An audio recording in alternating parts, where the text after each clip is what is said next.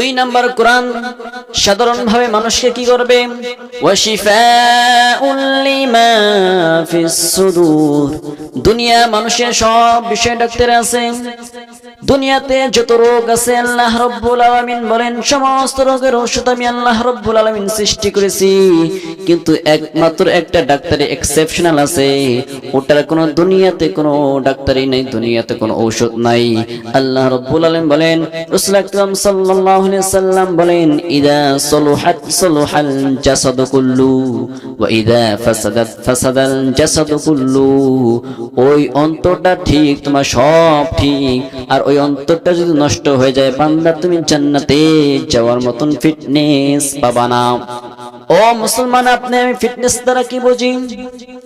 যারা বিদেশে গিয়েছেন, যারা হজ করতে গিয়েছেন, দেখবেন যখন বিমানটা ছাড়বে বিমানে একটা ফিটনেস পরীক্ষা করে, বিমানের কোনো কিছু সমস্যা আছে নাকি। যদি ফিটনেসে কিছু ধরা খেয়ে যায় তাহলে ওই বিমানটা আসমানে উঠতে পারে না, আর বিমানটা আসমানে চলতে পারে না। ও মুসলমান, আপনি আমি দুনিয়ার বুকে অনেক কিছুর ফিটনেস বুঝি, কিন্তু ফিটনেসের কতগুলার ভিন্ন কনসেপশনাল আছে। ওটা আমাদের মাথার ভিতরে থাকলো, কিন্তু আমরা চিন্তার ভিতর আনি না। ও মুসলমান, ভালো করে বোঝেন। আপনার এলাকায় একজন ছেলে আছে, দেখতে লম্বা হয়েছে, 6 ফিট লম্বা, বডি 40-এর কাছাকাছি, দেখতে অসাধারণ।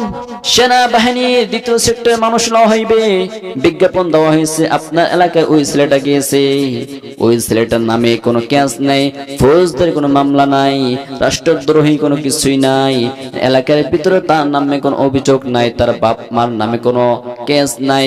ওই ছেলেটা যখন সেনাবাহিনীতে চাকরির জন্য গিয়েছে, সেনাবাহিনীর প্রধান দেখে তো একবার অবাক হয়ে গেছে। দেখতে এত সুন্দর, 6 ফিট লম্বা, বডি 40-এর কাছাকাছি।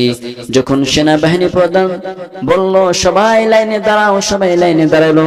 সেনাবাহিনী প্রধান বলল যে তোমাদের হাতটাকে সোজা করো। যখনই ডান হাত সোজা করলো, যখনই বলল বাম হাতটা সোজা করো, তখন ওই আপনার এলাকায় ওই ছেলেটা দেখতে অসাধারণ, 6 ফিট লম্বা, বডি 40-এর কাছাকাছি। যখনই বাম হাতটা সোজা করতে গেল, তার বাম হাতটা একটু বাঁকা। এখন বলেন মুসলমান, ওই ছেলেকে সেনাবাহিনীতে চাকরি দিবে কিনা? ওই ছেলেকে সেনাবাহিনীতে চাকরি দেবে না, কারণ সেনাবাহিনীতে কিছু ফিটনেস আছে, কিছু নিয়ম আছে।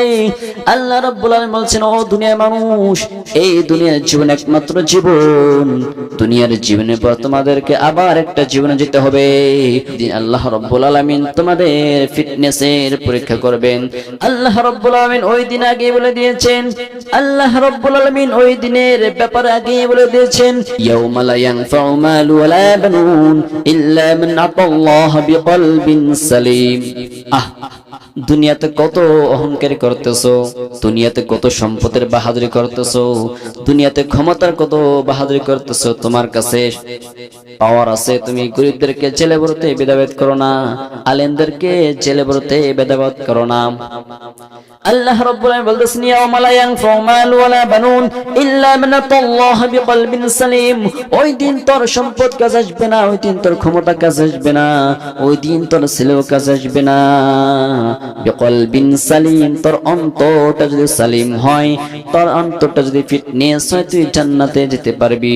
ওই ছেলেটার মতো একটু হাত বাঁকার কারণে সে চাকরি পায় নাই। বান্দা, তোর অন্তর যদি সালিম না হয়, তুই জান্নাতে যেতে পারবি না, জান্নাতের সার্টিফিকেট পাবি না।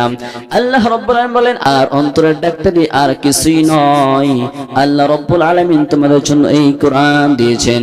আল্লাহ রাব্বুল আলামিন বলতেছেন, কদ জাআতুকুম মাউইযাতুম মির রাব্বিকুম ওয়া শিফাউন লিমা ফিস সুদূর।